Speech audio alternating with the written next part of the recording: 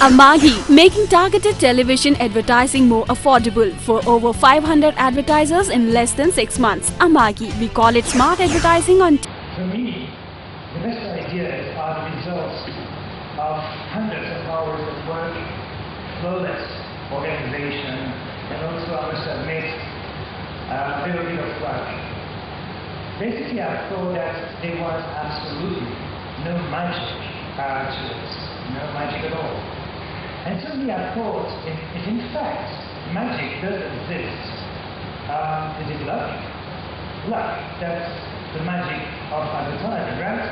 That little boost when a campaign is sold, that little boost that leads the way to winning a pitch or line, that little boost that means that the best photographer or the best director is available for your next campaign. That is, in some way, the magic. So thank you, Goafest, for making me aware of this because I want. Certainly being aware that magic has happened more than once in my career. I remember a few jobs where the magic had a decisive part in the final result. This magic, in my case, occurred more often when we did not have the match in hand to complete a successful campaign. Bad briefs, difficult clients, exhaustive creatives, lack of time, and obviously money, but I'm pretty sure you guys know exactly what I'm talking about. In conclusion, it seems that the more constraints you have, the more likely magic will happen. So I intend to share all this with you today. So let me start with a very simple question. How many of you guys in this room ever received the perfect brief? The single-minded disruptor creates one-sentence brief of a client who's in love with you with a $10 million budget and a 6-month timeline. Well, I guess the answer is no, right? Well, maybe things are different during India, but I don't, right? Usually we have no time and we have no money. Usually we have impossible briefs, ridiculous expectations, or tired creatives who are basically pissed off because they didn't get that perfect brief.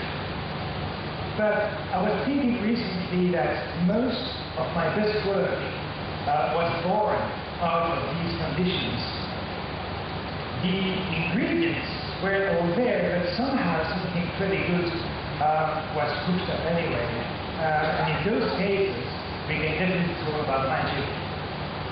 So maybe working with these bad constraints isn't such a bad thing at all. Maybe it's just a case of the more problems you have, the more creative you have to be. And that's where the magic begins. In conclusion, I would say this. Yes, there are some magic moments in our industry.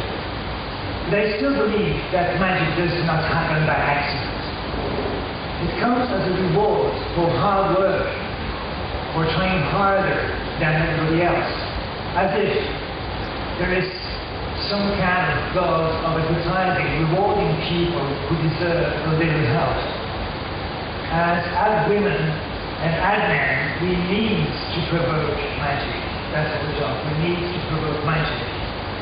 Magic will come to you only if you don't give up, if you are brave, if you dare, if you don't take no as an answer, if you've got the ability to see the beautiful butterfly behind the ugly caterpillar, if you never lose your beginner's spirit, if you never lose your beginner's spirit, and most importantly, if you still have the ability to be naive and to believe that your dream will come true.